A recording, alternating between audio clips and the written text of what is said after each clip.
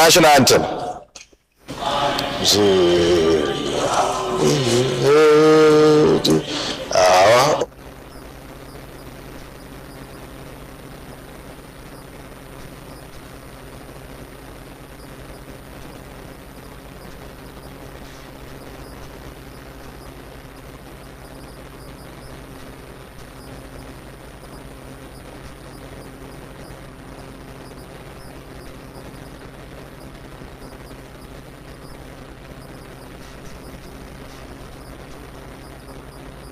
Almighty God, ruler of heaven and earth, we beseech thee to inspire and guide all our counsels and actions, so that we will always walk in the path of justice, love, and charity to one another. Help us with thy grace.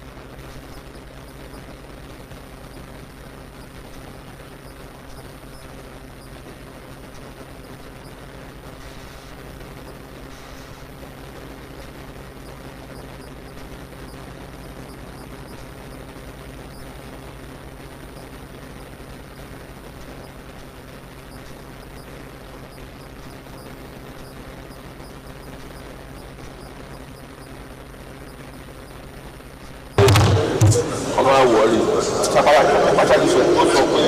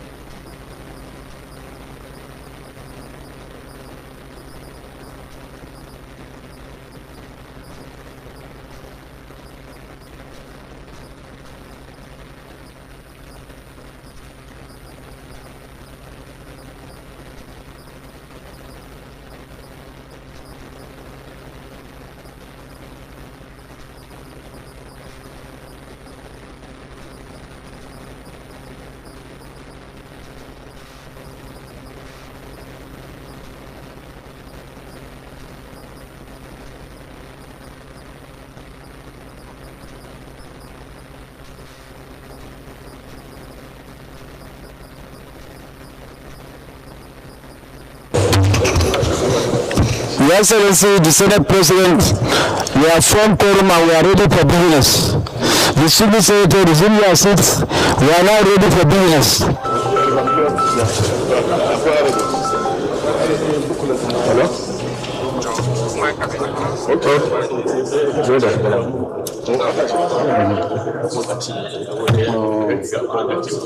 This one is still holding it.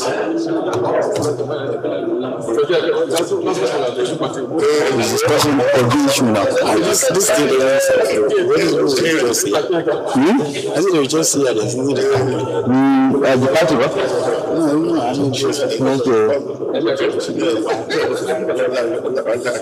Tell me again. Please.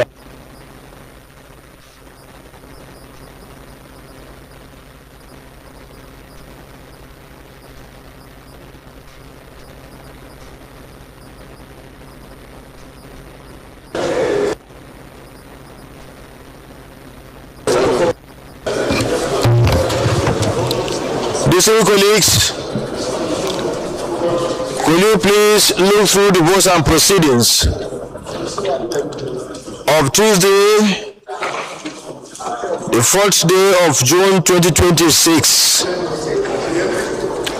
and confirm that the content or the entries are true reflections of what transpired that day. I start with page 2099, 2100, 2101, 2102. Okay. Senator Bino Zoldearo. Sorry, Mr. President. Distinguished colleagues, correction actually on the first page. On the first page? Yes, sir. The name of the nominee contained in the letter from Mr. President, Commander-in-Chief, is Zainab Marwa. First paragraph, yes, wrongly. Thank you very much. Secretary, it's not Zainab, it's Zainab. Please take.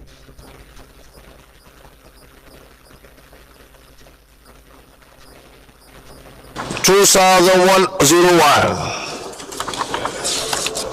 $2,102, $2,103. Senator Iyinaya Hakon Abaribi, can you please move for the adoption of the vote and proceedings of today?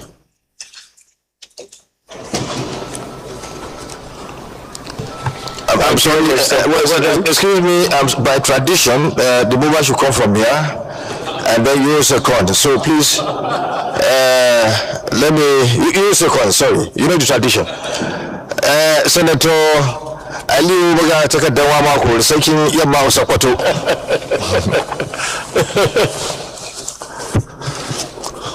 Mr. President, my dear colleagues,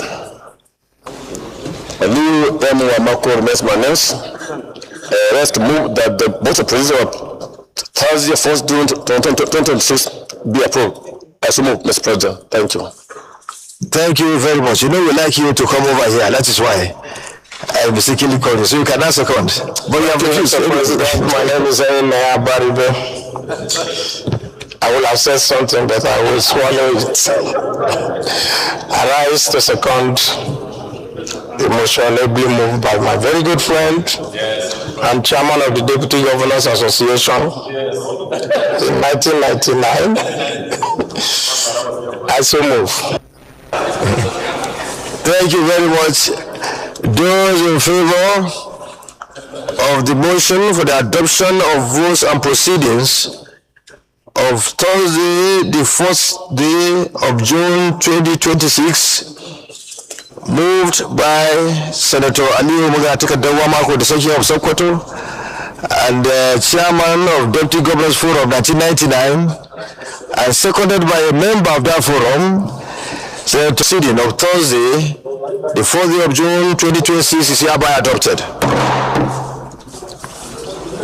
Announcement.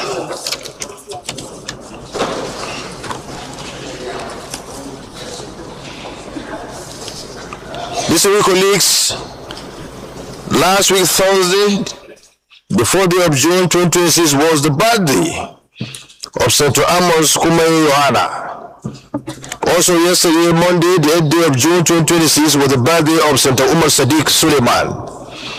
On behalf of the Senate, I wish the distinguished senators happy birthday, long life, prosperity, and more years of service to our fatherland.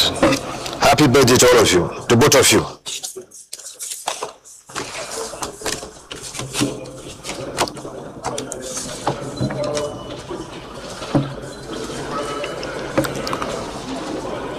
I wish to acknowledge the presence of members of Youth Parliament for a New Hope who are here in our gallery to observe our proceedings.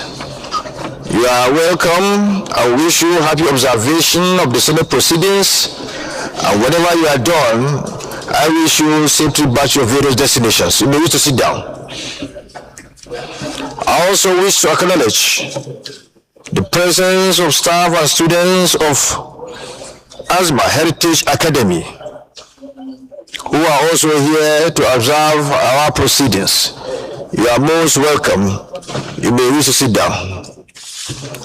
Also, last but not least, for today, with respect to those who are here to observe our proceedings, I wish to acknowledge the presence of founder and children of Bukas Root Reading Club.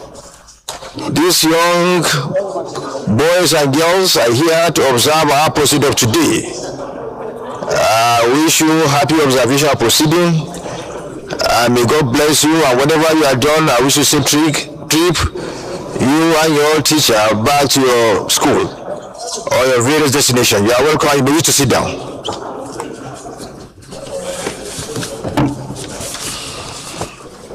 Any petition? Senator, you may wish to go ahead. My name is Ekong Samson. I represent Akwa Ibom South. I have a petition here from one of my constituents. His name is ASP Etimbasi. He alleges victimization and non-payment of retirement benefits from the Nigerian police. He is not manacled by any case in courts. He is free from any legal encumbrance. Respectfully, if it meets your time permission, I would like to present this at plenary. Thank you. Is there any legal action that has been taken in respect of the matter? None. It's not encumbered by, it's not legally encumbered? No legal matter. So we wish to place the petition on the table. Thank you.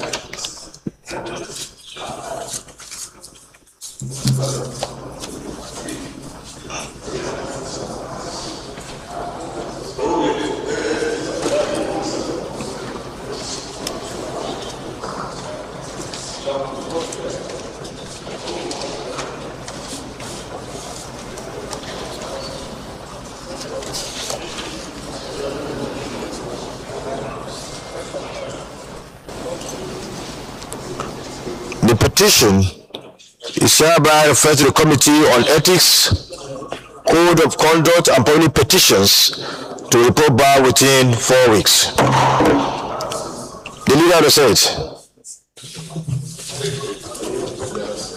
Mr. President, distinguished colleagues, the first business of the day is presentation of the bill standing in the name of Senator Ned Monero Nwoko on the Constitution of Federal Republic of Nigeria 1999, Alteration Bill 2026 SB 1043. Mr. President, you may wish to invite the Clerk of Senate to read the short title of the bill. Clerk of the Senate. Mr. President, distinguished senators, Constitution of the Federal Republic of Nigeria 1999, Alteration Bill 2026 SB 1043, first reading. Constitution of the Federal Republic of Nigeria 1999, Alteration Bill 2026 SB 1043, first reading taken. The Leader of the Senate. Mr. President, distinguished colleagues, the second business of the day is presentation of a bill standing in the name of Senator Olubiyi Fadiyi Oluwole on the Constitution of Federal Republic of Nigeria 1999, Alteration Bill 2026 SB 1044. Mr. President, you may wish to invite the Clerk of Senate to read the short title of the bill. The Clerk of the Senate. Mr. President, distinguished senators, Constitution of the Federal Republic of Nigeria 1999, Alteration Bill 2026 SB 1044, first reading. Constitution of the Federal Republic of Nigeria 1999, Alteration Bill 2026 SB 1044, first reading taken. The Leader of the Senate. Mr. President, distinguished colleagues, the third business of the day is presentation of a bill standing in the name of Senator Onweboyi Oyeka Peter on the Constitution of Federal Republic of Nigeria 1999, Alteration Bill 2026 SB 1045. Mr. President, you may wish to invite the Clerk of Senate to read the short title of the bill. Clerk of the Senate. Mr. President, distinguished senators, Constitution of the Federal Republic of Nigeria 1999, Alteration Bill 2026 SB 1045, first reading. Constitution of the Federal Republic of Nigeria 1999, Alteration Bill 2026 SB 1045, first reading taken. The Leader of the Senate. Mr. President, distinguished colleague, the fourth business of the day is presentation of a bill standing in the name of Senator Barau Jubril on Nigerian Communication Act, Amendment Bill 2026 SB 1046. Mr. President, you may wish to invite the Clerk of Senate to read the short title of the bill. The Clerk of the Senate. Mr. President, distinguished senators, Nigerian Communications Commission Act Amendment Bill 2026 SB 1046, first reading. Nigeria Communication Commission Act Amendment Bill 2026 SB 1046, first reading taken.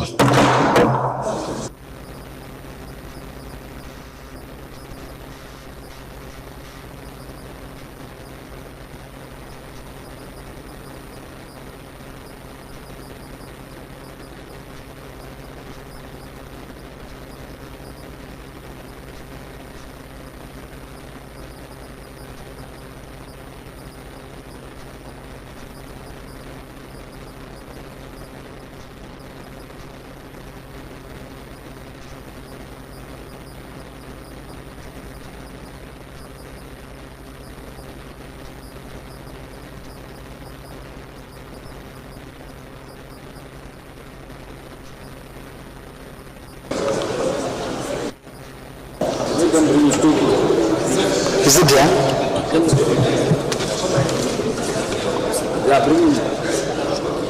Can I go?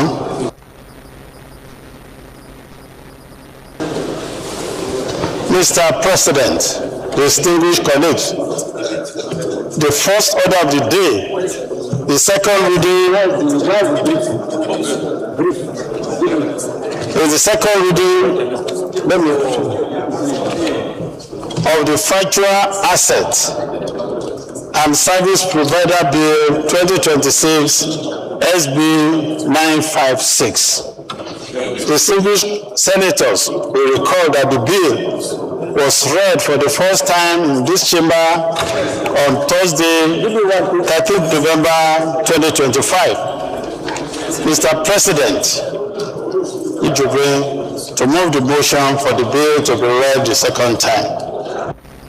Distinguished Senator Mohammed Tahir Bongodo, the Chief Whip of the Senate of Federal Republic of Nigeria, you may need to proceed. Mr. President, distinguished senators, I hereby have the singular honor and privilege of standing in for the Deputy Senate President because of the fact that he is now presiding and he cannot descend into the arena to, on his behalf, move for a bill for an act to establish a comprehensive legal, regulatory, and supervisory framework for virtual assets, digital assets, and virtual asset service providers operating within the Federal Republic of Nigeria and for related matters 2026 SB 956 be read the second time. You can proceed. You don't need a second. Okay. So to subject to your endeavors, I will proceed with the brief of argument on why this bill should go for second reading with the speed of light. Mr. President, distinguished colleagues, permit me to, on behalf of our indefatigable Deputy Senate President, to lead the debate on the Virtual Asset Service Providers Regulation Bill 2026. The argument reads thus. The bill speaks directly to the realities of our time, a time when technology is reshaping the global financial system and redefining how people earn, trade, save, and invest. It is an effort to ensure that Nigeria does not stand on the sidelines of digital financial revolution, but participates safely, confidently, and beneficially. Distinguished colleagues, across the world, virtual assets from cryptocurrencies to blockchain-based tokens have become an integral part of modern economic life. These technologies are driving innovations, creating new jobs, and expanding access to finance for people who were previously excluded from traditional systems. In Nigeria today, millions of young people are already participating in this digital economy, trading, building fintech platforms, and innovating through blockchain technologies. Our country ranks among the top users of virtual assets globally, and that is the main reason behind the creation of the Ministry of Digital Economy, in order to harness the potentials therein. In Nigeria today, millions of young people are already participating in this digital economy. Okay, sorry, the next paragraph. Yet, while innovation as such, regulation has lagged behind. This has created loopholes that allow misuse, fraud, and financial crimes to flourish. Loopholes that expose honest citizens to loss and exploitation, and loopholes that threaten the stability of our financial system. Mr. President, distinguished colleagues, the intent of this bill is simple: to bring order, confidence, and accountability into the virtual asset ecosystem. It does not seek to stifle innovation or punish creativity. On the contrary, it aims to create a fair and predictable environment where innovation can thrive under clear rules and responsible oversight. The bill will ensure that those who operate as virtual asset providers are properly licensed, transparent, and compliant with laws designed to protect the public and the financial system. It will also strengthen Nigeria's hand in the global fight against money laundering, terrorism financing, and other illicit financial flows. In line with the standard of the Financial Action Task Force and International Monetary Fund. Dear regulation, distinguished colleagues, this bill speaks to trust. The trust that consumers place in digital finance,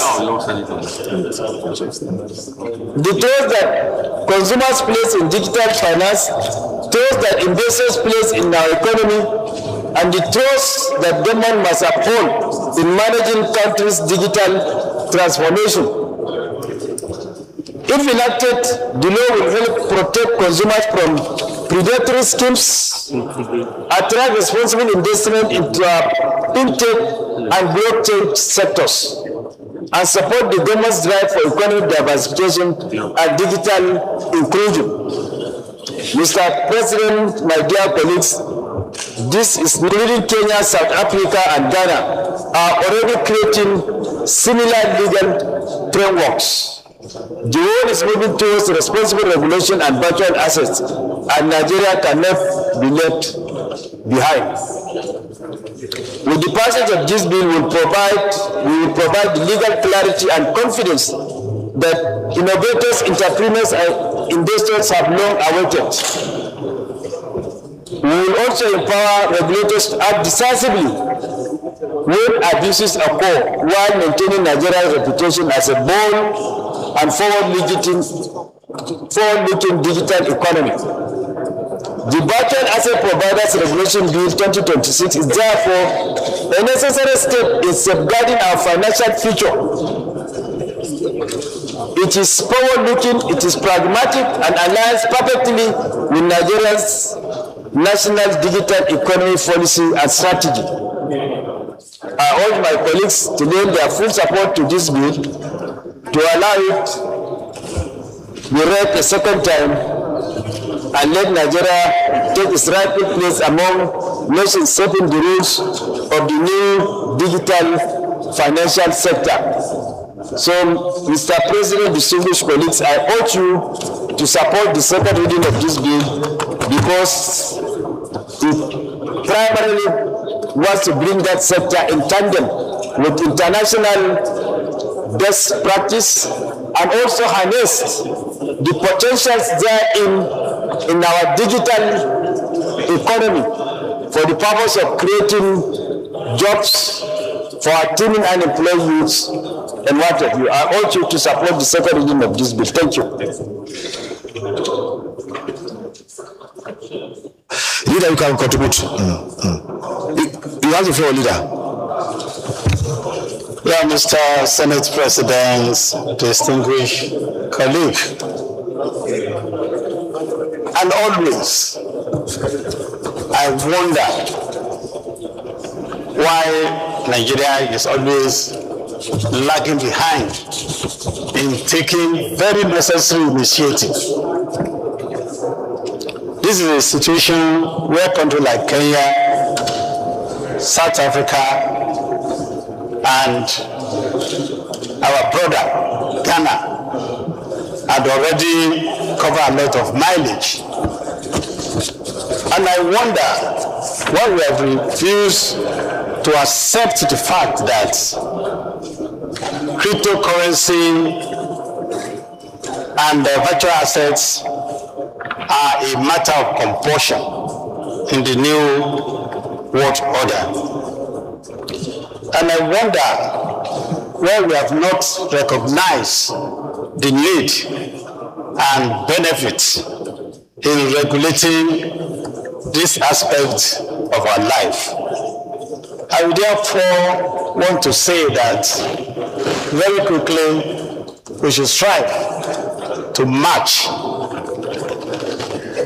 together with our brother in Africa and the world, and with a speed of light, go for the second reading of Virtual Asset and Service Provider Bill. I so move, Mr. President.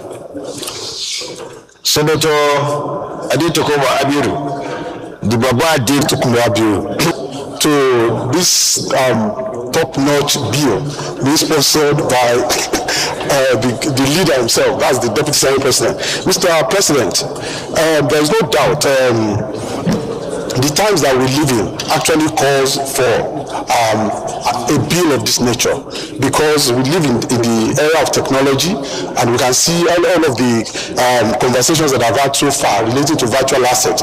They all fall under the rate at which technology is evolving today. So clearly, there is need for a bill to standardize the industry as it were. But again, I would like to also mention, sir, that as we speak today, we have just not too long ago passed the Investment and Security Act bill, which of course all of the dictates of virtual assets they come under.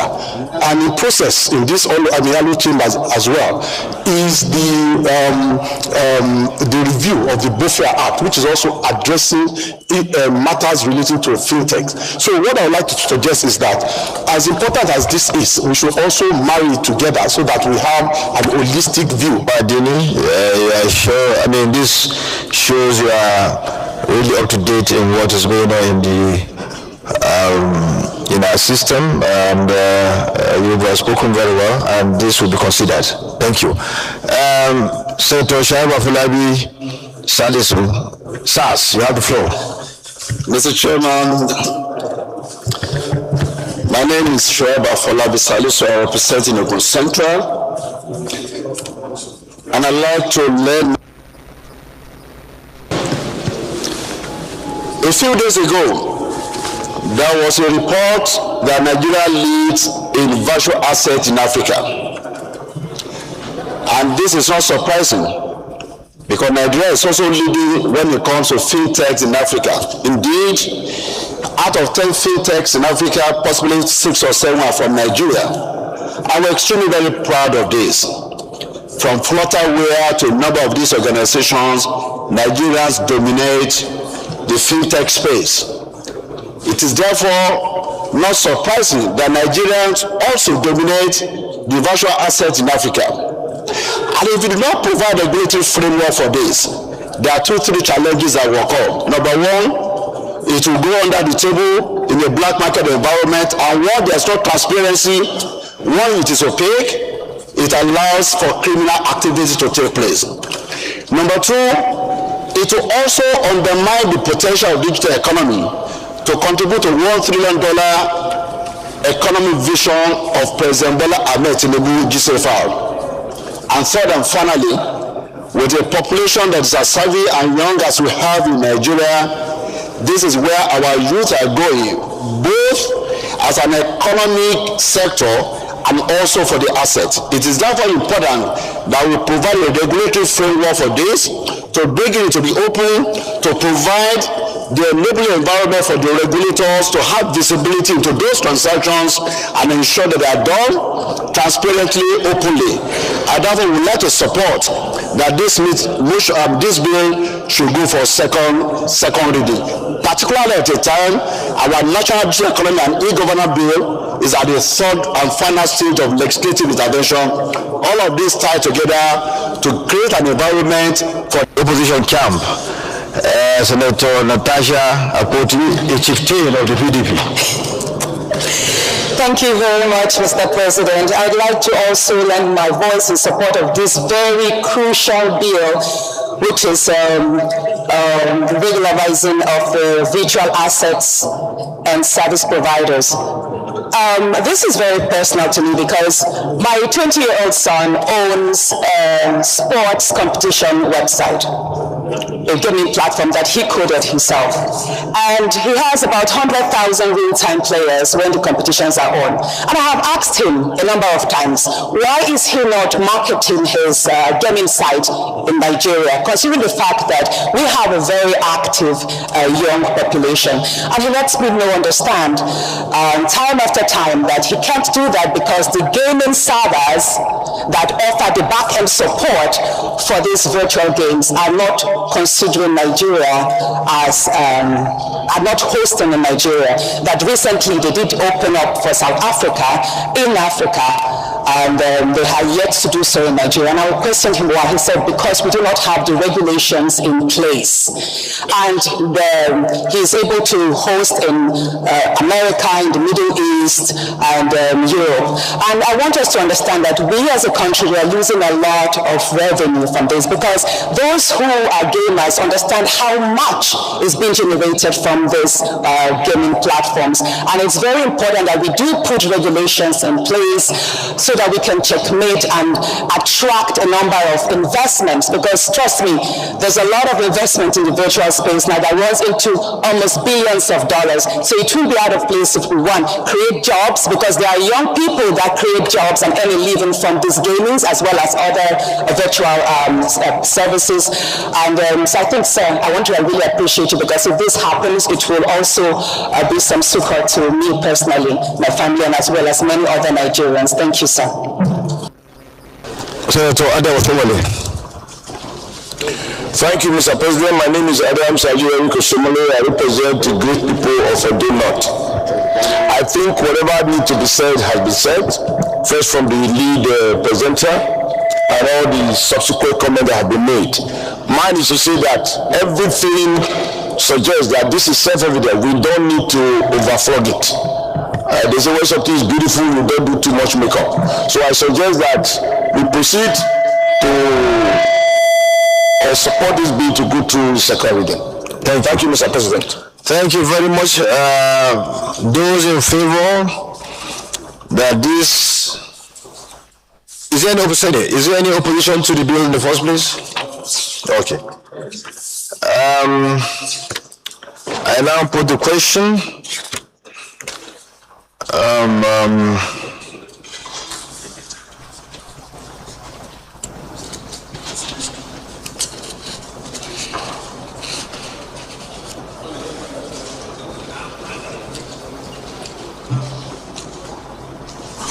Those in favor that the bill now be read second time, please say aye.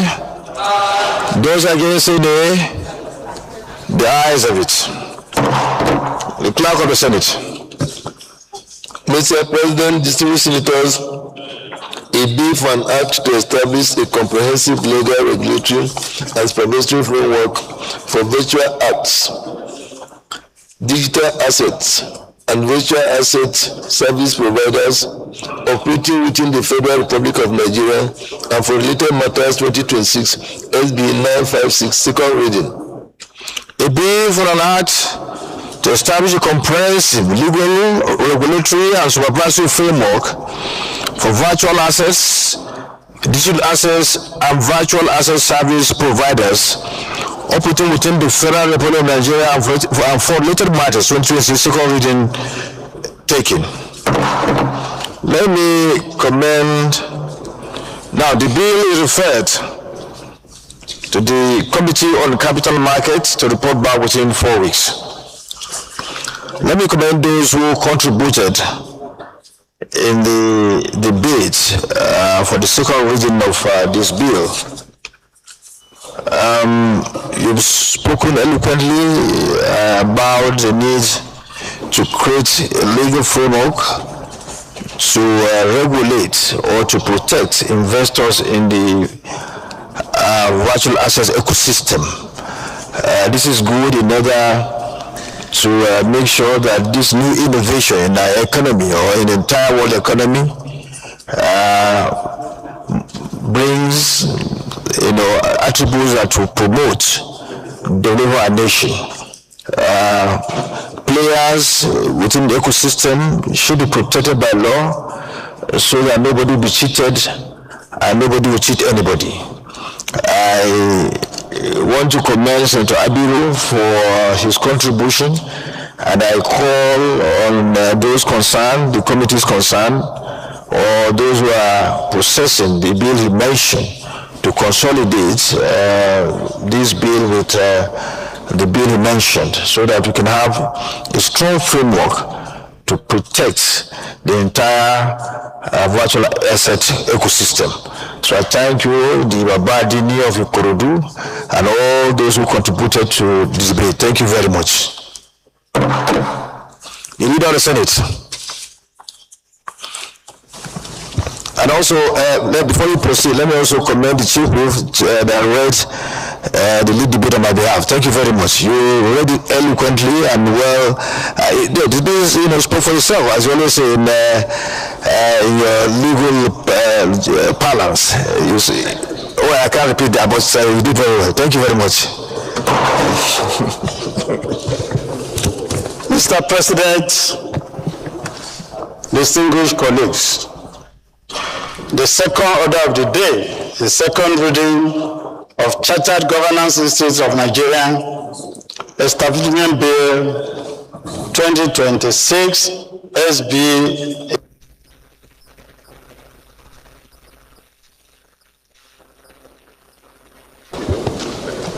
was read the first time in this chamber on Tuesday, 26 September 2023. Mr. President, you may wish to invite Senator Yunus Akintunde, who is standing for Senator Aliu Sharafadin Abiodun, to move the motion for the bill to be read the second time. Senator Yunus Abiodun, you will proceed to move the motion for the second reading of this bill.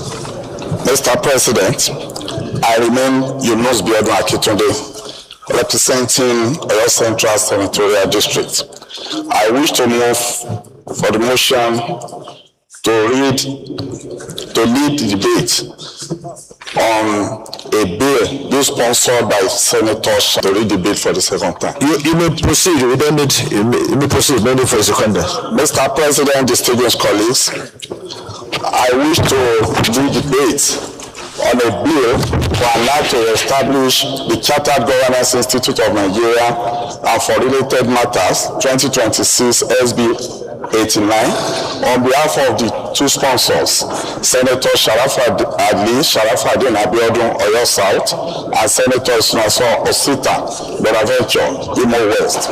Mr. President, distinguished colleagues, I rise today to lead the debate on this very important bill seeking to establish the Chartered Governance Institute of Nigeria and to reposition the governance profession in Nigeria in line with contemporary global standards and realities. This bill was read for the first time on this floor on Wednesday, 2nd August 2023. Mr. President, distinguished colleagues, good governance remains the bedrock of sustainable development, institutional effectiveness, transparency, accountability, and economic prosperity. Every successful nation is built upon strong governance institutions that promote ethical leadership, sound corporate practices, regulatory compliance, and responsible stewardship of resources. The Institute of Chartered Secretaries and Administrators of Nigeria has over the years played a critical role in advancing corporate governance, company secretarial practices, regulatory compliance, and professional ethics across both the public and private sectors. However, the evolving nature of governance globally has necessitated a broader and more strategic professional framework. The governance profession worldwide has undergone significant transformation. The emphasis has shifted from mere administrative support function to strategic governance leadership. Board advisory services, risk management, sustainable oversight, compliance monitoring, and institutional accountability. In recognition of these developments, several jurisdictions have modernized their professional governance institutions. Similar professional bodies in the United Kingdom, Canada, Australia, and New Zealand have adopted the designation Chartered Governance Institute to better reflect the expanded responsibilities of governance profession in modern organizations. The bill therefore seeks to ensure that Nigeria is not left behind in this global evolution.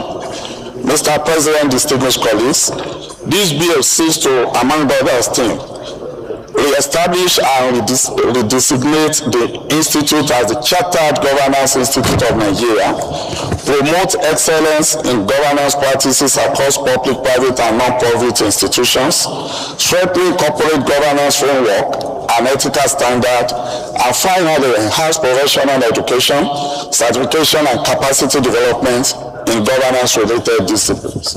Mr. President, distinguished colleagues, the jurisdiction for this bill is as follows. There is a present need to align Nigeria with global professional standards. The governance profession has evolved significantly, and our institutional framework must evolve accordingly. The term Chartered Secretariat in quote no longer adequately captured the strategic governance responsibility performed by members of the institute, thereby undermining the broader professional mandate of governance practitioners. The institute has long distinguished itself as a leading advocate of sound corporate governance. The proposed name change will therefore reflect its actual role and strengthen its feasibility as a foremost governance institution. Mr. President, distinguished colleagues, the passage of this bill will yield significant national benefit. It will, among others, strengthen corporate governance and public sector accountability, enhance investor confidence in Nigerian institutions, promote transparency and ethical conduct.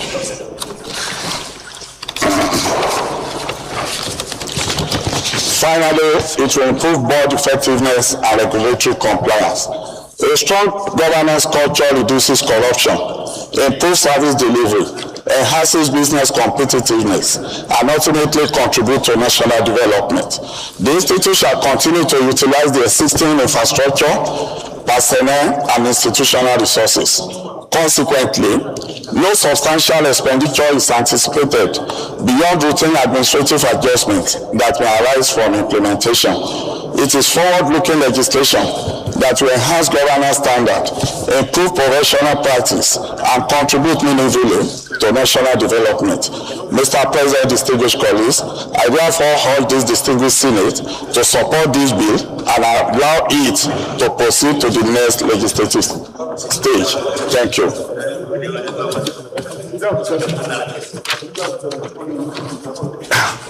I want to support it. No. Could anybody? Adibule.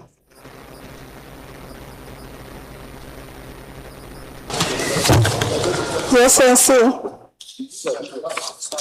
the President of the Senate, I rise to support the motion, this bill to go for second reading in view of the several benefits that have been advocated that this bill will, of course, definitely improve what we are currently doing, enable us to align with what is going on in the global world, and then day in, day out in here, we approve of people going into being nominated as board members.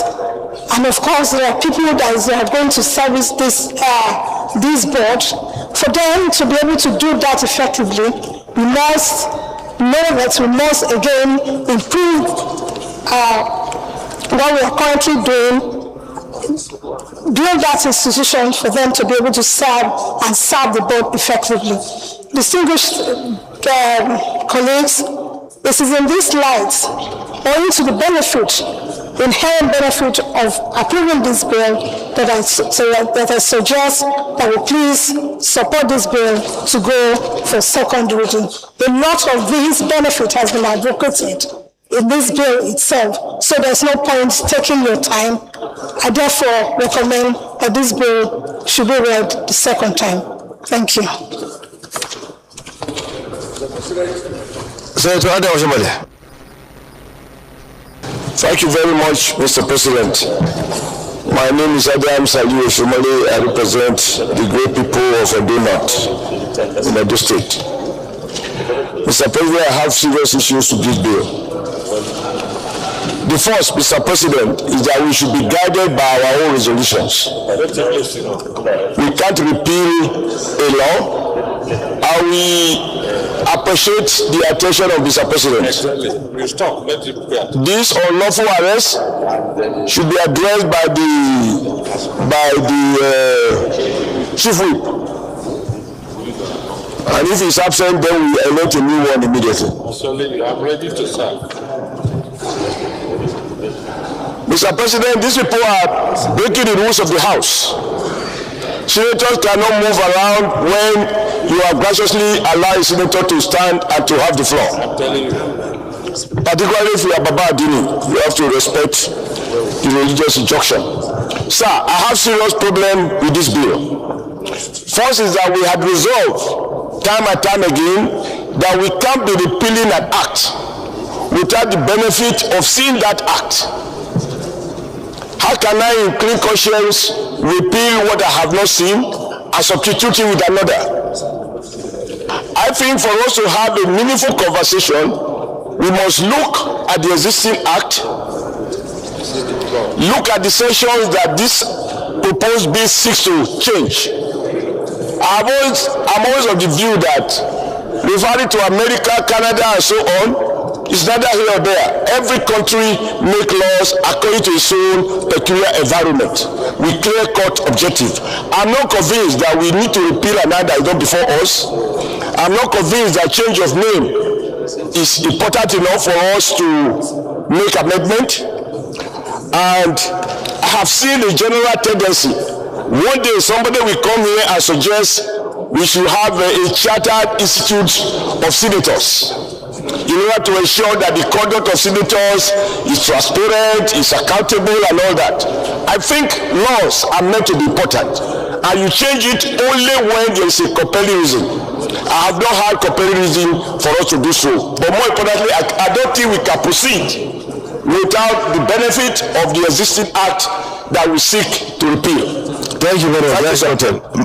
Managed leader. Thank you, Mr. President, distinguished colleagues. Perusing this bill and given the circumstances in which we find ourselves today in this country.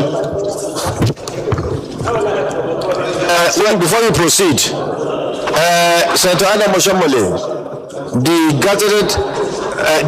Gazette of the bill has been sent to everyone. You have it in your office, so it has been sent to you. So check your records. It's there. No, you check. Mr. President, in the circumstances, I think I'm very well guided, because it has been one of the advocacies in this Hallowed Chamber that bills of national importance as this one should be actually circulated over time to enable members cross all the T's and dot all the I's. It is very, very important at this point in time that this bill is even coming from somebody who wants to be governor. Mr. President, I think the very serious problem that we have in this country today is a lack of good governance. Mr. President, you are aware, for instance, that this shallow chamber had passed bills for the autonomy of local governments. The court of the land, the highest court of the land, has ruled that funds belonging to local governments should be transmitted or given to local government. But Mr. President, as I'm talking to you now, these rules have been implemented more in the breach. And year in, year out, as we debate insecurity here, it has come to our knowledge that some governors that draw security votes hardly deploy these votes to security matters. And so every day they keep complaining they are not in charge of police, they are not in charge of army and the rest of them. You don't have to be in charge of everything to do everything. And so you want to ask yourself, where has their conscience taken flight to? That every day you hear of people killing people every time in all the communities, and the governor sit in the comfort of government house and do nothing. And so there is a very serious desire for a code of conduct, for good governance, for ethical standards in governance. And so if changing the name of Institute of Chartered Secretaries without abandoning the dramatic personnel in the Institute of Chartered Secretaries, but adding them to make more meaningful our governance structure and ethics is the main reason for this bill, I think, Mr. President, we should support this bill. And so whatever inadequacies that we find here, like people who have not gone through the old law and want to pass this new law or don't want to pass this new law, by the time we go for second reading, by the time the public is there and all the documents are laid in the open, I think we will be sufficiently guided to pass this bill, if only to ensure good governance in Nigeria that align with global best practices. Mr. President, I so submit and I so urge my colleagues to support this bill to be read the second time.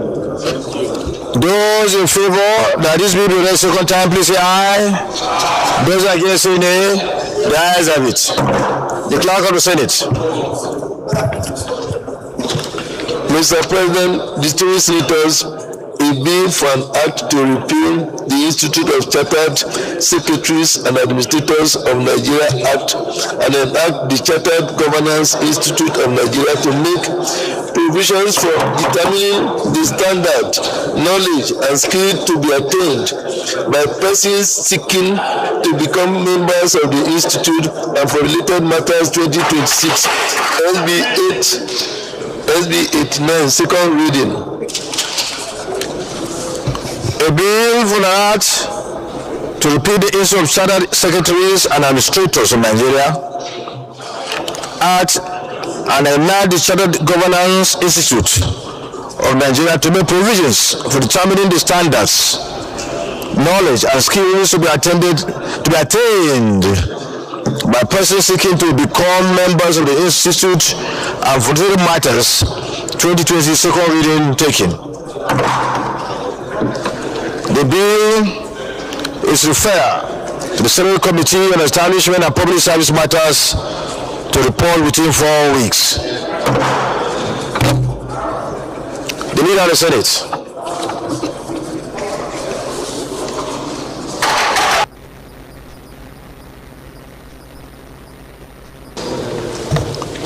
Mr. President, distinguished colleagues, the third order of the day is the second reading of Chartered Institute of Safety Engineers, Establishment Bill 2026, SB 625. Distinguished senators will recall that the bill was read for the first time in this chamber on Wednesday, 23rd October 2024. Mr. President, you may wish to invite Senator Eshinokun Sani Wasiu to move the motion for the bill to be read the second time.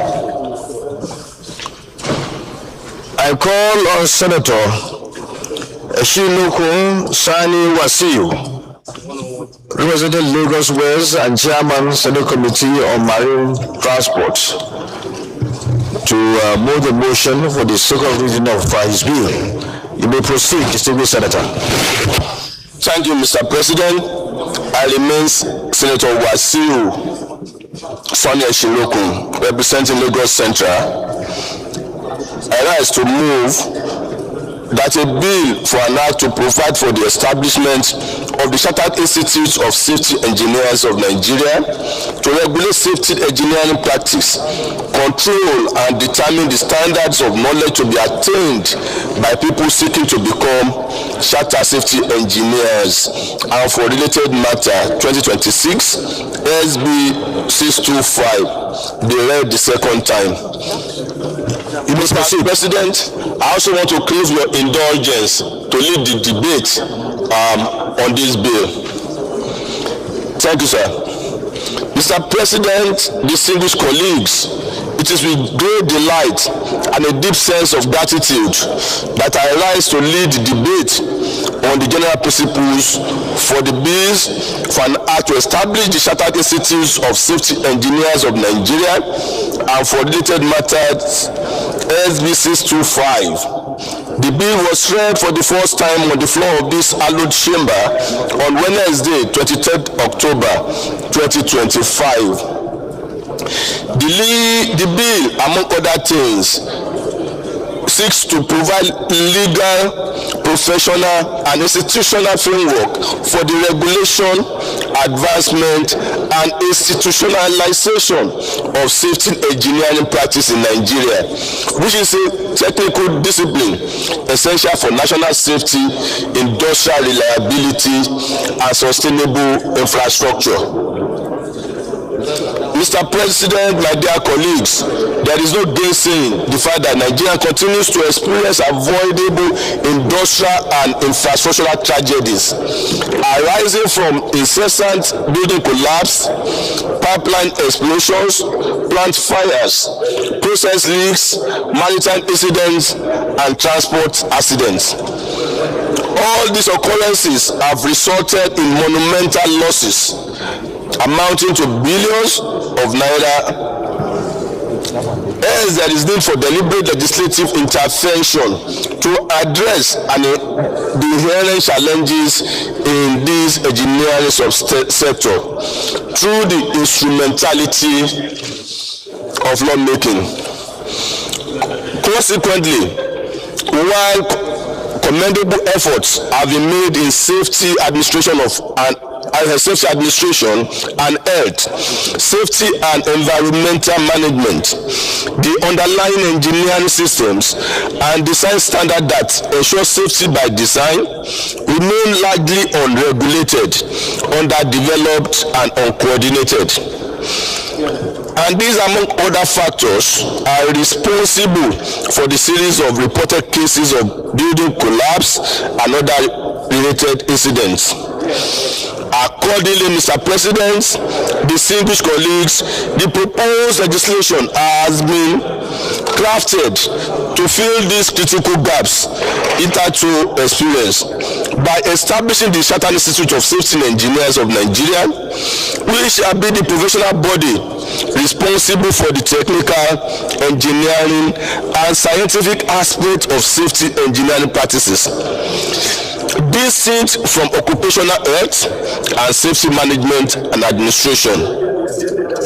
The overriding objectives of the bills are: 1. Establish a specialized institute dedicated to engineering-based safety, technical design, system risk and reliability, and process safety functions that prevent engineering systems failures in the first place. 2. Regulate and certify professional Chartered Institute of Electrical and Electronics Engineers of Nigeria Act, all operate under the umbrella of the Council for the Registration of Engineering in Nigeria. Serve as a professional. Third, serve as a professional and technical arm for engineering safety, working in harmony with COREN and other engineering bodies to strengthen national safety governance. 4. Provide approved code of conduct for construction safety in Nigeria, providing design level safety guidance for the building and infraction. That the proposed Chartered Institute of Safety Engineers of Nigeria should not be misconstrued to duplicate the functions of the Institute of Safety Professionals in Nigeria, which focuses on occupational health and safety management. Following mathematical, analytical, and design-driven aspects of making system inherently safe, right from the front-end engineering and design feed stage through execution, completion, and decommissioning. Upon enactment, the proposed legislation will develop, regulate, and promote competencies in engineering specialization in key technical areas such as A. Risk and reliability engineering, quantitative risk assessment, reliability prediction, failure analysis, and system resilience. B. System safety, hazard identification, fault tree analysis, and system hazard control in aviation, power, and maritime sectors. C. Functional safety standard, design and verification of safety instruments, systems in compliance and with function safety standard IEC 61508 and IEC 61511. D. Technical safety, hazard management in oil, gas, LNG, and petrochemical in load management and construction sequences for safety execution of civil works. In conclusion, Mr. President, distinguished colleagues, this bill contemplates the institutionalization of Chartered Institute of Safety Engineering by giving it legal mandate to develop, issue as well as review national engineering safety standard in line with international best practices to strengthen industrial and infrastructural safety across Nigeria, build indigenous capacity in safety critical engineering systems, and reduce dependence on foreign safety engineering consultants. Finally, Mr. President, distinguished colleagues, in compliance with Order 76.3 of the Senate Standing Order 2023, as amended, the passage of this proposed bill will not impose any financial obligation on the treasury of the federal government, as the proposed institutions, consulting, technical services, industry collaboration, and research. On this note, I respectfully urge you all, my dear colleagues, to support this bill by expedite distinguished colleagues. Thank you for listening. Thank you, Mr. President.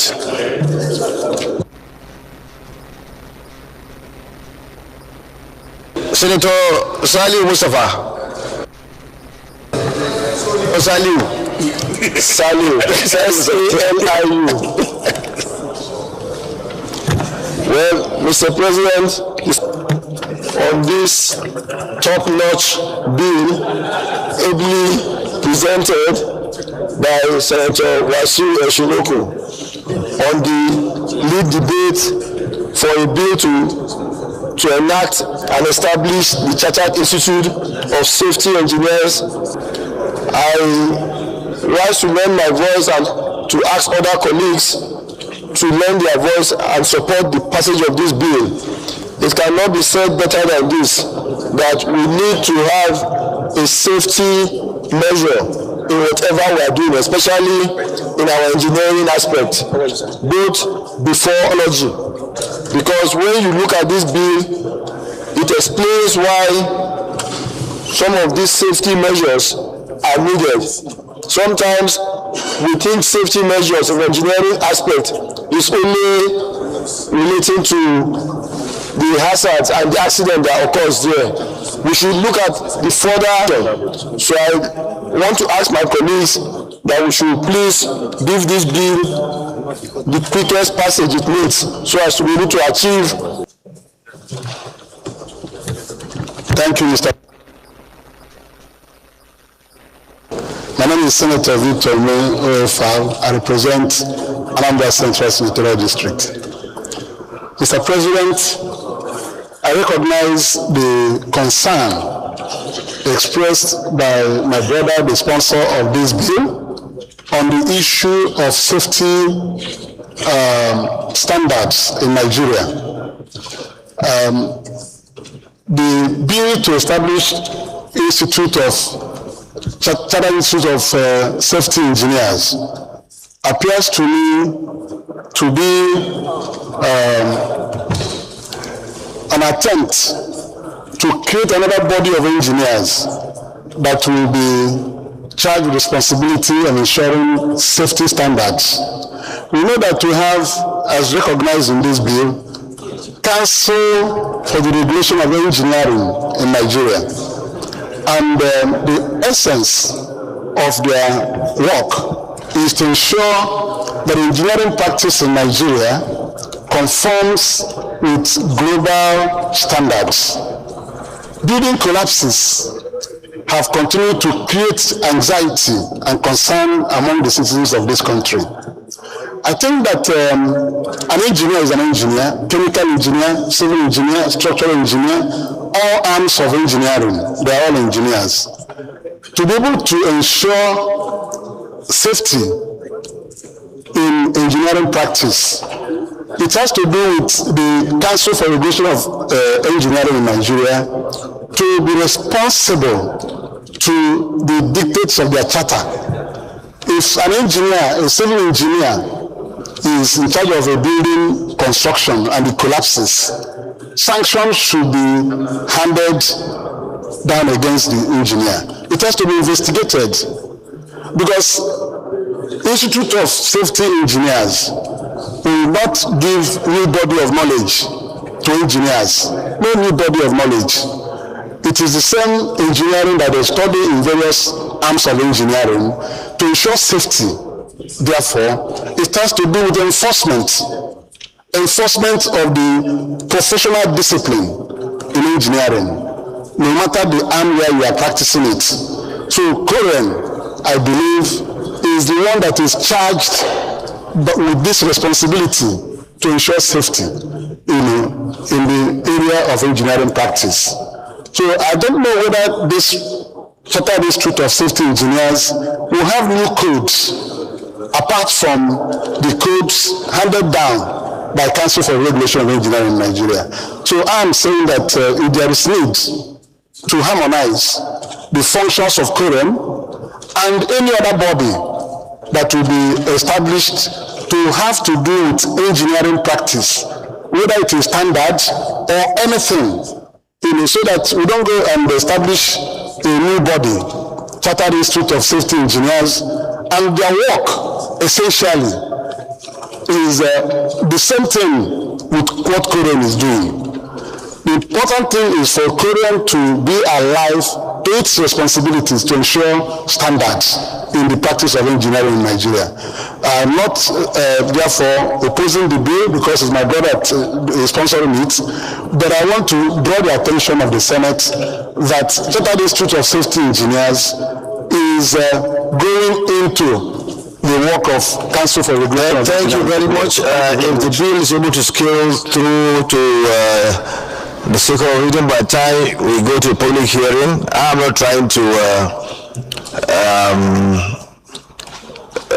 predict what's going to happen because you have to put everything to boot. During the public hearing, everybody will be there, all interested parties will be there, and whether COREN or whichever body that has stake in the enterprise will be there, and there will be those who may be against the bill and those who may be in favor of the bill, and the committee that is going to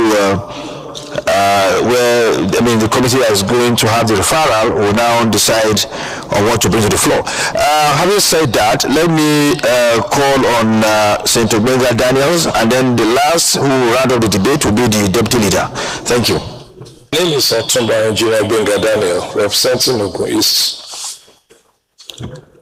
I want to lend my voice to the proponents of this bill, and to also say that it is one of the most important bills that I have had in the last few months. Without any doubt, there are organizations that are responsible for similar things in different ways. But I feel strongly that one other organization will not be too much when you look at the kind of tragedies that we have had to experience over the years. One of the biggest problems we have in our dear country is the issue of standards and safety. And in whatever you touch, be it in building construction, in the field of elevator, which is my own turf, in electricals, in civil, there is a common denominator in our country, which is the lack of standards and adherence to safety standards. And I feel very, very strongly that this bill should be highly commended and supported. Most of the time, the standards that we adhere to are not even Nigerian standards. You'll be shocked that in various aspects of engineering, we are still with EN standard, BT standard, and things like that. Sometimes because of the nature of their climate, those standards that we adhere to do not necessarily help when you look at the tropicalism of where we do exist. In line with this also is the fact that many of our practitioners do not go through the kind of safety training that ensure that the standard of what we get pass every safety standards that is inevitable. And I just feel that whichever one we look, I'm a current registered engineer. I know the responsibility of current, but it could also because of the amount of construction, the amount of engineering that is taking place in every nooks and crannies of this great country. Probably current is not able for one the other to cover some of those things they could cover. So the way I look at this bill is similar to what we have. We have the Nigerian police, we have the civil defense, we have also some people who are doing something similar, and to that extent I just want to commend the initiator of this bill and ask for us to support it accordingly. Thank you very much. The Deputy Leader, you have the floor.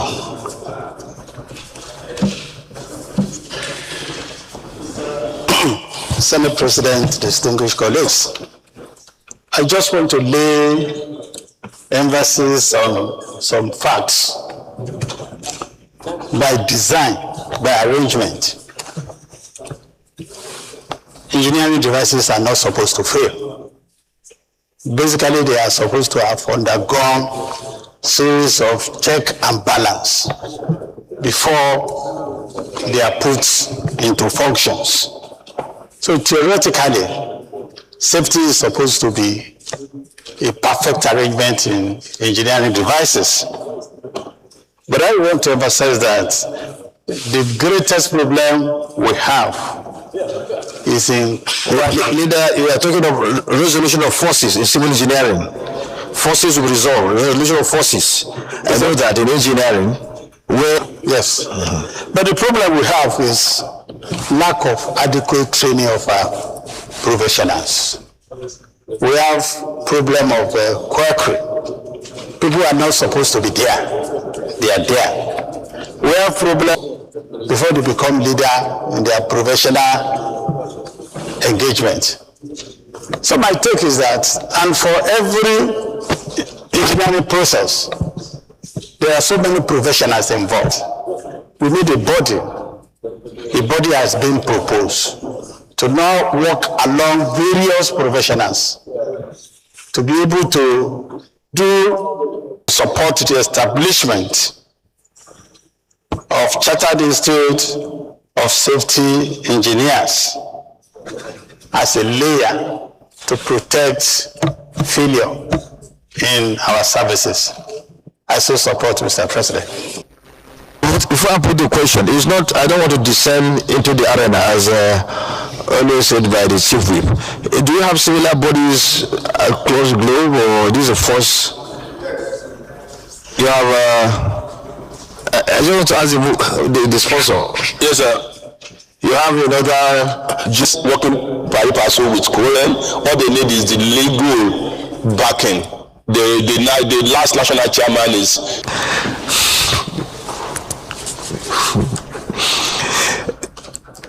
I know you would like to. We are coming to textile. The motion on textile. I know you would like to contribute. Okay, go ahead. difficulties with it. But I think that I ask God for courage to say things the way I see them. Daniel, if there are defects, you need to give it teeth to bite. The appropriate thing to do with due respect is not to, you don't want to offend friends. This house is only about helping a friend. It's about making law that in our conscience we add value. This piece, with all due respect, is just like don't offend anyone. It don't bring any value. The challenge of enforcement. Nobody can be a member of CORED, and I want Brigadier to comment on this without evidently having the requisite training and experience.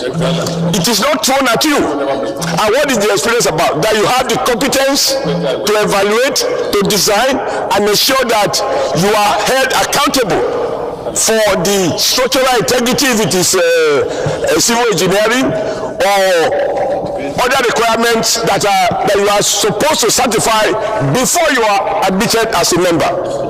If we create another institute of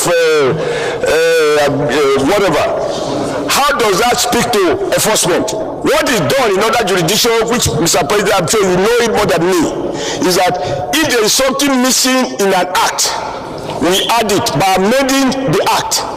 Not creating another a structural engineer who are not competent to design a bridge. And if you design a bridge and it collapses, the responsibility to do is to prosecute and sanction and withdraw your certificate if you currently have a certificate. But for us to just make law and everything, I don't want my brother now not to share tea with me because I'm not supporting this bill. But I don't think that I'm here to support something I'm not convinced about. Particularly when I'm not doing any harm to him. He has intentions that are noble, but it's just that it can be achieved without creating another law. That's just my challenge. And I'm sorry that I seem to be opposing things like this, but it is better I do so here than to say later that, because thank you very much. Now I have the question. So I don't think this issue should go on. We'll now put the question. In any case, when you have a bill which might not be clear to some people and not well comprehended by all that you have some reservation on, sometimes we allow them to go to second reading, and then where the public will now have the chance of ventilating their views in respect to such bills. And when you have panel of experts, interested parties, consumers, and what have you, then the environment will be made in such a way that you have cross ventilation of views. At the end of the day, you have the best, you take the best out of it, and then the relevant committee that will have this referral, if at all, the bill gets through the second reading, then the committee will now bring it forward for the Senate in plenary to decide on what to do. Then we have a true picture of what is going on, having gotten expert advice, and now put the issue to vote. Those that feel that this bill be read the second time, congratulations, Senator Sani. The ayes have it. So, senators, a bill for an act to provide for establishment of Chartered Institute of Safety Engineers of Nigeria to regulate safety engineering practice, control, and determine the standards of knowledge to be attained by people seeking to become chartered safety engineers and for related matters, SB 625, second reading. A bill of Nigeria to regulate safety engineering practice, control, and determine the standards of knowledge to be attained by people seeking to become chartered safety engineers, and for related matters, 2026 second reading taken. The bill is referred to report back within 4 weeks. And I think the clerk, the committee on work should also be involved because it has to do with structures that we have and those that are failing in our system. I think what should be part of this. Control what should also be part of this. Just like the bill we passed in respect of judicial co-referral with that of the committee earlier mentioned. Chairman, I think I'm right. All right, thank you. Let me commend Senator Sani for bringing forward this bill, even though it's been challenged by almost all the contributors to the debate. But the final thing will be decided during the public hearing. So the committee on establishment of public service matters and that of works should have a very, very well-organized public hearing so that we can hear from experts whether this bill should be passed or not. So please take note about the reservations of some senators here by calling all stakeholders, Korean and other relevant bodies to participate in order for them to give their expert advice, because this has to do with the engineering profession and the entire safety of structures that have been erected or are erected in this country, so that we don't continue to have incidences of failure in our properties, skyscrapers, high-rise buildings should be safe, and we should go there and stay with all confidence and sense of safety. And even investors who come into our country will vouch for the integrity and safety of our properties. So thank you very much, Senator Sani, for the concern you've shown here from Lagos, where you have majority of our skyscraper in this country. So it's good for you that you brought this, as Lagos Central is known for its skyscrapers and so on and so forth. So it shows you are concerned about the safety of your people. You are highly commended. Please look through whatever that is of concern to the safety of our people, not only in terms of buildings, in terms of, in fact, every aspect of our life. Please bring it forward. And also, Senators, take a cue from what he has done. Anything that concerns our safety should be of importance to all of us. Thank you very much, Senator Sani. The Leader of the Senate. Mr. President, distinguished colleague, the fourth order of the day is a motion, and I want to say this is the last order of the day.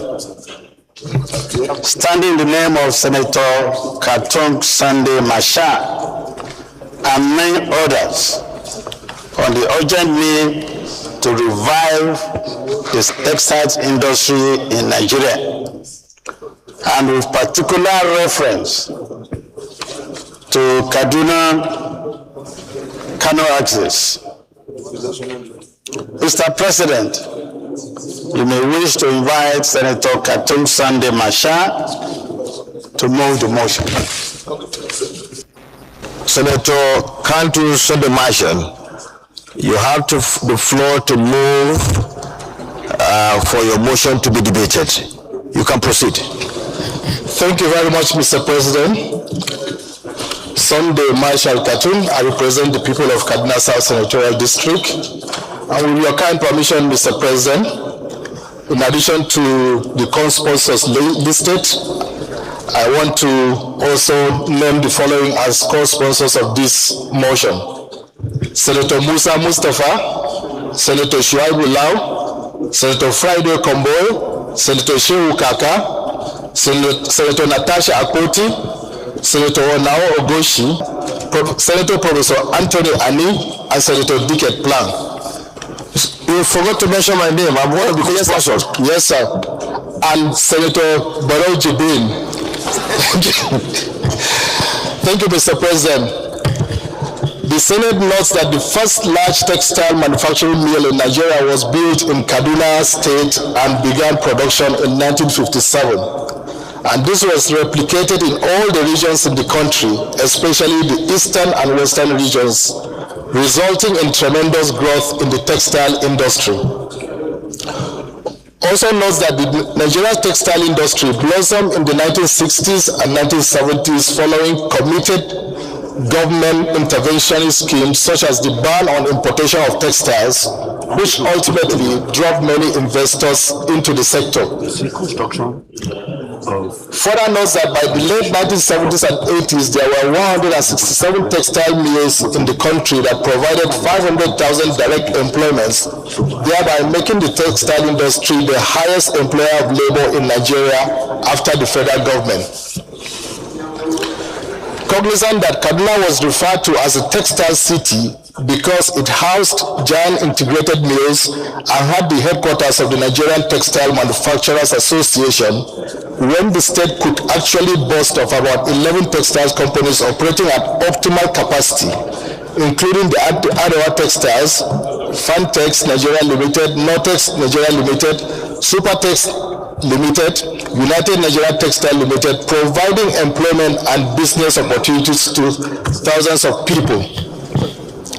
We regret that by the year 1997, Kaduna Textile Limited, Arewa Textile, and UNTL were barely functioning, operating with obsolete equipment without capital to obtain spare parts, coupled with irregular source of electricity. Also regrets that by the year 2007, all these mills, all the three mills had shut down, with over 7,000 employees losing their jobs. And the once admirable structures that used to have the years of textile boom, the fortunes of the once flourishing industrial sector have tumbled and reduced the sector to our unenviable status of the weakest segment of Nigeria's industrial sector. Because products are relying on importation to meet over 99% of its domestic needs.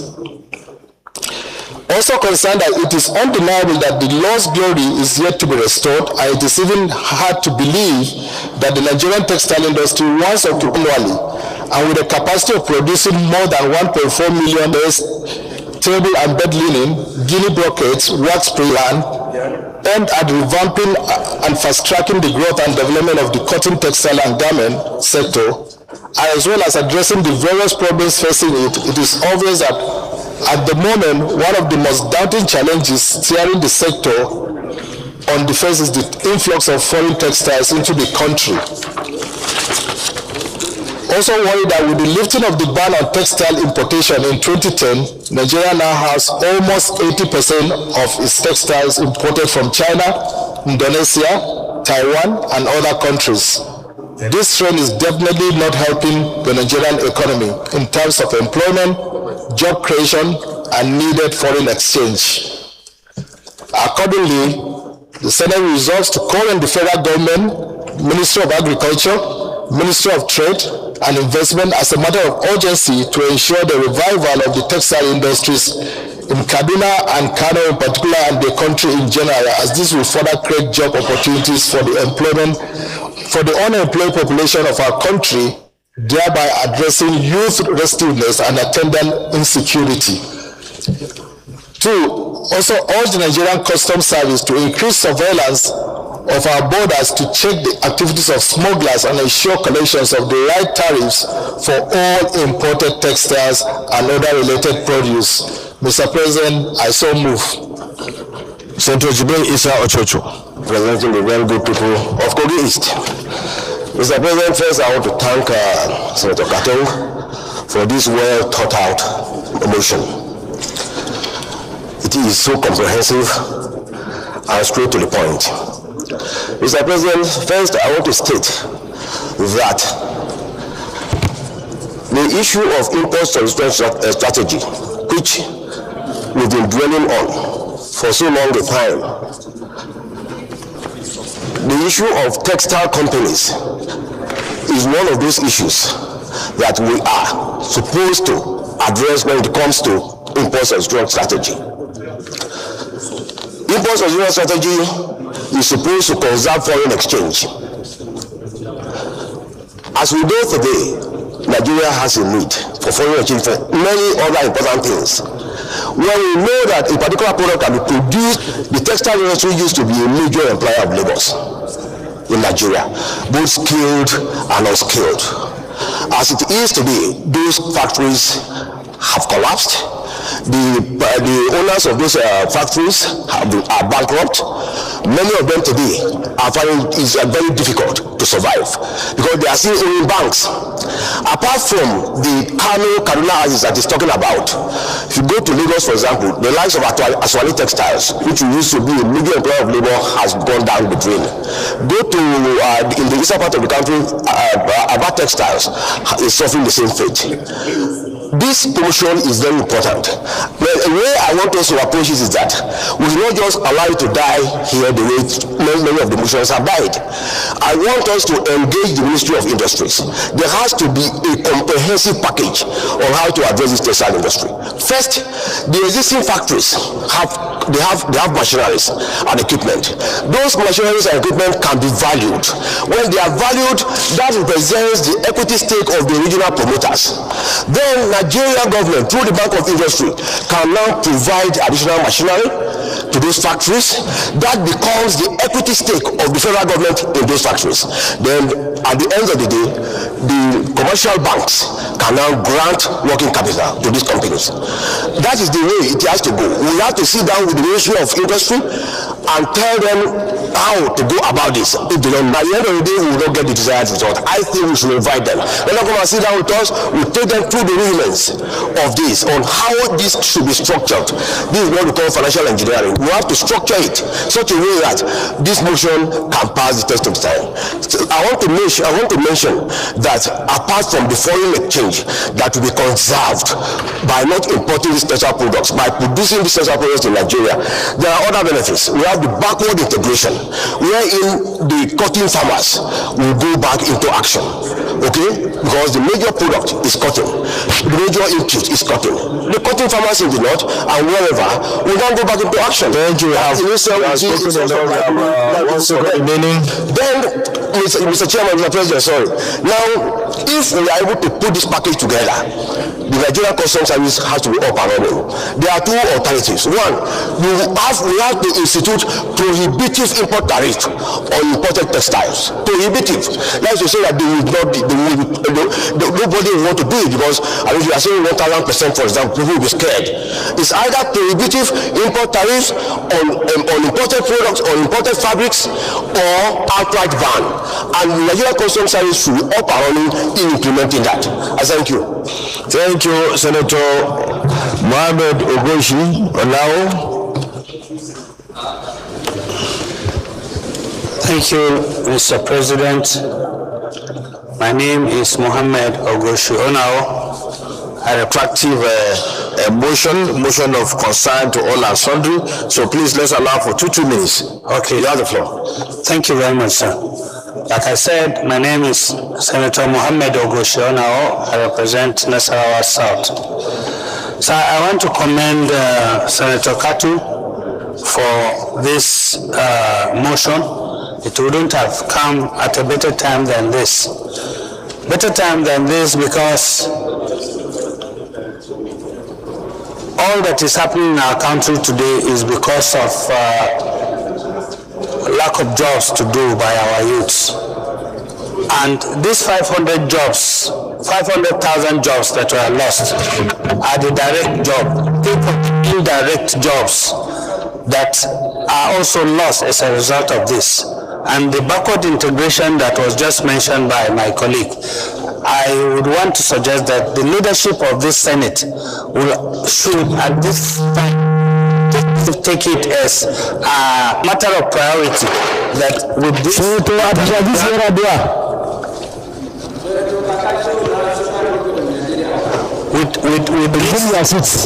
I'm sure we can come back on track, get our youths employed, get our farmers engaged, and this country will be better for it. Thank you very much, sir. Senator Babangida Hussein. Thank you very much, Mr. President. Babangida Hussein, Senator representing Jigawa Northwest. Whole gamut of the motion. It is very important for this very hallowed chamber to understand the extent and the ramification of the problem. Beyond direct employment, I think Committee on Upstream, the textile industry had driven national development. Textile industry.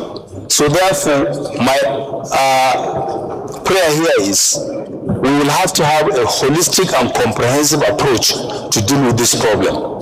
Let us disarticulate the textile ecosystem, take out the production, should be made to look at the possibility of improving the quality of our cotton seed so that we can be producing the long fiber cotton.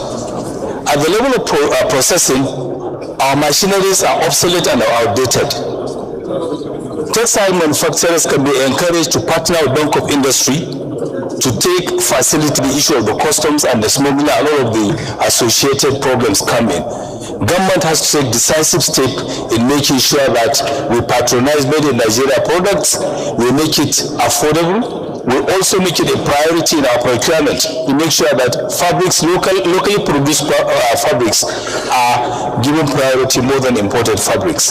Thank you very much, sir, for the opportunity to speak on this bill. Senator Akposhi Natasha. Thank you very much, Mr. President. I'd like to especially appreciate distinguished Senator Khartoum for this very crucial motion. Immediately I saw it on the paper, I had to walk to him to ask that he should please include me as one of the sponsors. But I'd like to appeal to him and the House that if we could please include a very particular attention to cotton. Because with the cotton industry, the cotton cultivation is the fastest way to resuscitate the textile industry because that is the primary raw material. If those of us who know history will know that the Liverpool Street in London was birthed out of the Nigerian cotton and textile. So we cannot do away by separating both. And may I just delve a little bit more on the cotton. Today in America, the cotton industry is the #1 cash crop sector in America that generates $75 billion. And let us look back down here in Africa. Ethiopia grows cotton and generates cloth for major houses like H&M and Zara. And for that, they have about 40 textile houses, as small as Ethiopia is. And from these 40 textile houses, and then the entire ecosystem creates about 50,000 jobs for Ethiopians. So Ethiopians can do that. Considering the fact that we in Nigeria, we actually led the path about 40, 50 years ago. Then it won't be out of place if we look inwards and strategically develop materials that will drive our textile industries, whether it's cotton, whether it's bamboo, or even the controversial Indian hemp. Yes, many of us, we travel outside the country, we see some fabrics, some eco-friendly fabrics that are made from materials that are probably prohibited here, but maybe we... Questions? Oh, two people. Mr. President, distinguished senators, my name is Mohamed Tahir Mongono. I represent Borno Senatorial District. Mr. President, it is very sad when one looks at the vibrancy of the textile industry with nostalgia in the 90s against the backdrop of the jobs that it has created along the value chain, its contribution to our economy by way of earning the much needed foreign reserve, conserving our foreign reserves from importation, as well as the value addition that it has brought to bear on the textile industry and the economy. But with the flooding of the Nigerian market by imported textile materials, as well as low power in Nigeria, the textile industry cannot compete favorably with textiles that are imported from outside the country because of high cost of production, especially power and what have you. I think the only panacea or solution to this ugly scenario. One is outright ban of importation of foreign textile materials, and then two, for the Central Bank of Nigeria to create a special purpose fund that will aim at reviving the textile industry. If in the first, the Central Bank of Nigeria can create a special fund for Nollywood and others, I think mutatis mutandis, it can be created for the generation of the textile industry against the background of its importance and contribution to our national economy. By the appropriate time, I will move for an amendment of the prayers to include these two. Thank you. Senator Sani, you have just 1 minute because of time. Thank you. I rise also to support the motion, but I must observe that as a representative of Lagos, this motion is discriminatory. Let me say that the number of textile industry in Lagos is more than even Kaduna as the last count. So if you are doing all of this resuscitating in Kaduna and Kano, Lagos must be included. I want to say the problem arose because of this free trade encouraged by WTO, World Trade Organization, whereby there is movement of commodity across the world. However, there are safeguards.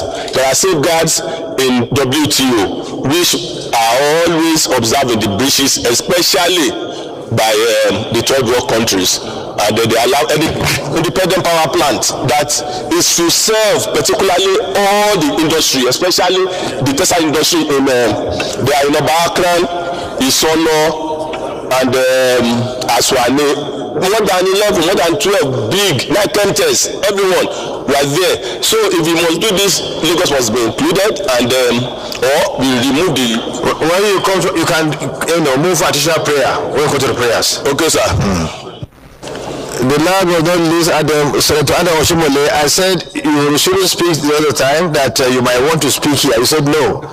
So you have you've taken away the chance for you to speak here. Except.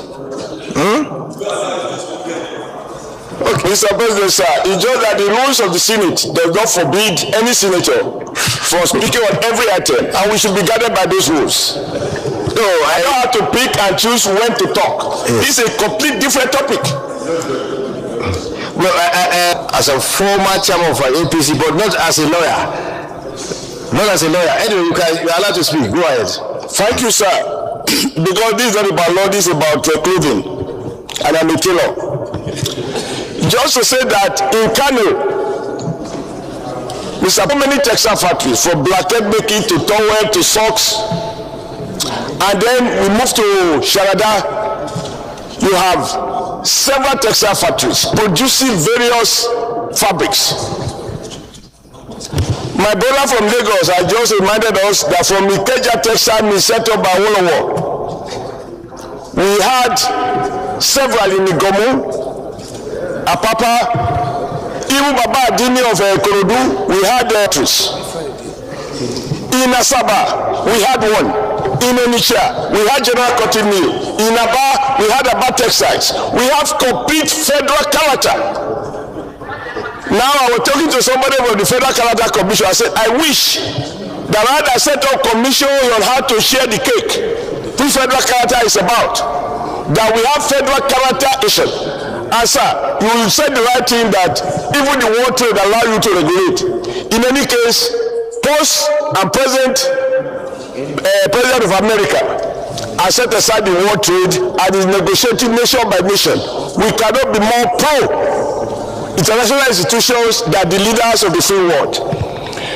I suggest, sir, that the point made by Adik Ochocho should be taken seriously. That for this motion not to be like any other one, it will be useful for the Committee on Industry to invite the Minister of Trade growing without producing jobs.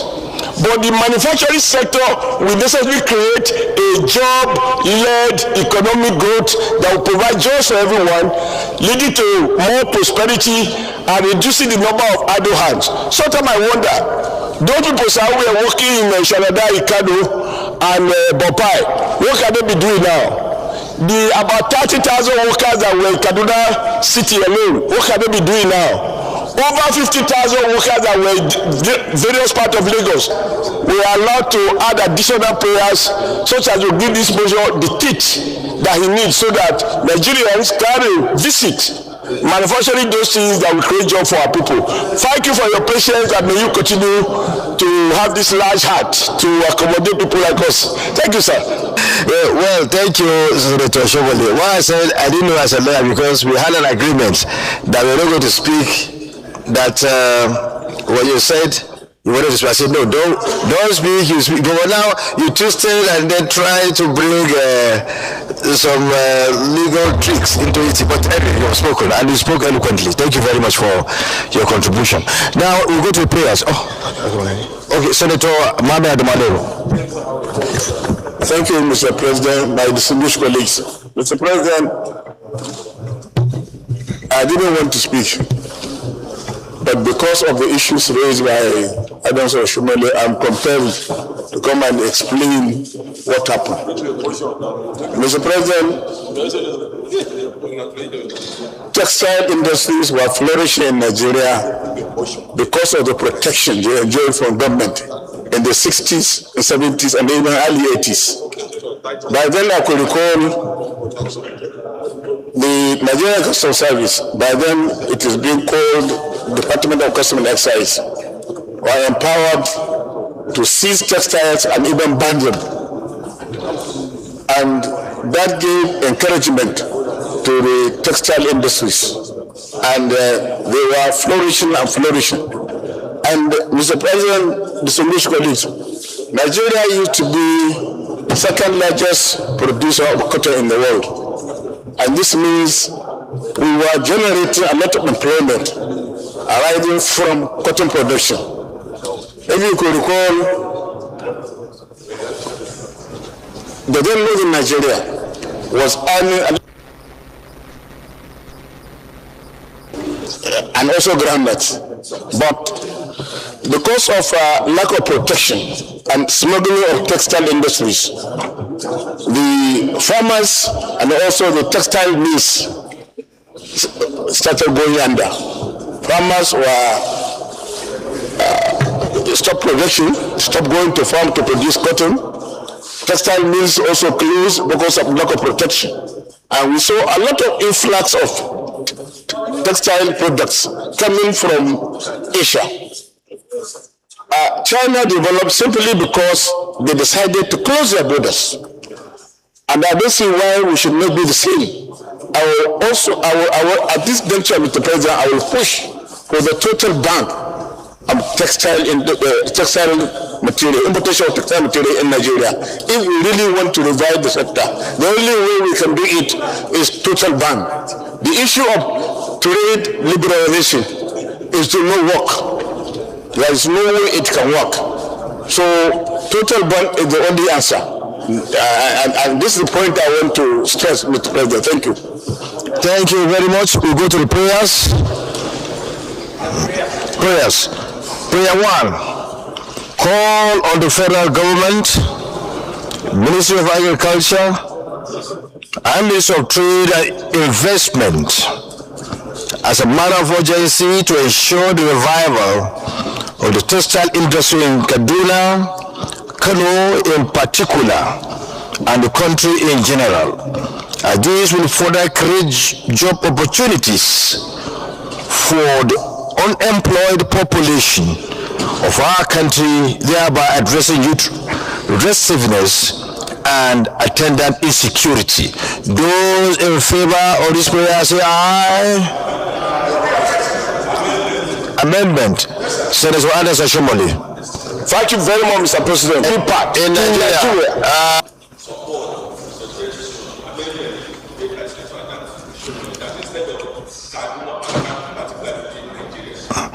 Those in favor of the passage of prayer 1 as amended, say aye. Those against say nay. The ayes have it. Prayer 2. urge the Nigeria Customs Service to increase surveillance of for all imported textile and other related produce. Those in favor of I represent Borno Selectoral District. In view of the plethora of argument for the total ban of importation of these textile materials across the submissions made by various senators, I think instead of this prayer, we should urge for a total ban on the importation of textile products, because if we allow this prayer to fast, it will continue to Adam Aleo. Mr. President, distinguished colleagues, Mohammed Adamu is my name. I second the amendment to the prayer 2 as proposed by the Chief Whip and seconded by Senator Adamu Aleo. Say aye. Those against say nay. The aye. We urge the federal government to provide additional funds to the Bank of Industry that will be dedicated to. Thank you, Mr. President, dear colleagues. Senator Professor Anthony Ani, I represent Ebonyi South. I rise to second the motion ably moved by my colleague, distinguished Senator Victor Ume. I so second. Those in favor of the national prayer as moved by Senator Victor Ume and seconded by Senator Ani say aye. Those against say nay. The ayes have it. Additional prayer? Yes, sir. Senator Akobodo Augustine. Thank you, Mr. President. My additional prayer will come in the form of urging the federal government through the Federal Ministry of Agriculture to encourage the farming and production of cotton, since there is no textile industry without cotton. I so move. Isekunda. I second. Senator Natasha Akpoti Oduwala. Yes, sir. I stand to second Senator Akobodo's motion. Thank you, sir. Those in favor of the additional prayer moved by Senator Akobodo and seconded by Senator Natasha say aye. Those against say nay. The ayes have it. Any additional prayer? No. Let me commend the sponsor of this motion and the co-sponsors for bringing forward this motion. This is a very important motion, as could be seen by a number of those who contributed to the debate. It's something that touches on our overall livelihood, our overall well-being as Nigerians, our economy. It is clearly seen in the motion that 99% of our textile requirements are imported.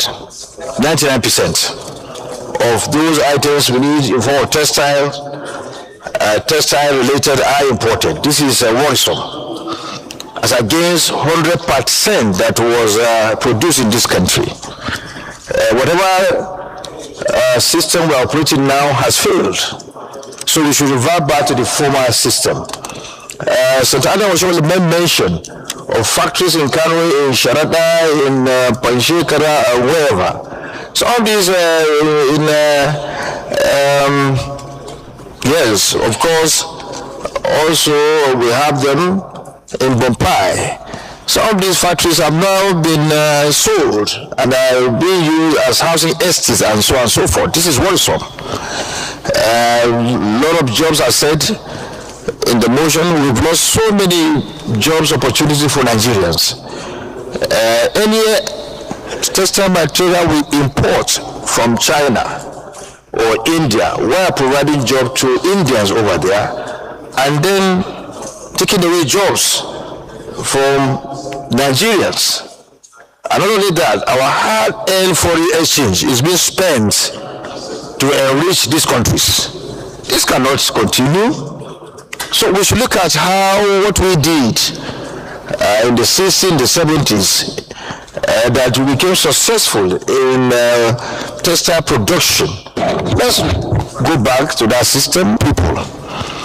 It is not the fault of this government, it's something we inherited as a government, but there's a need, as explained, that we should look at the entire arrangement and rearrange the system in terms of textile production so that we create jobs in our country. Jobs in Lagos, jobs in Kano, jobs in Aba, in Gusau, that is being a state that is now being ravaged by banditry and terrorism as well, will be set up there. I think it's something that should welcome.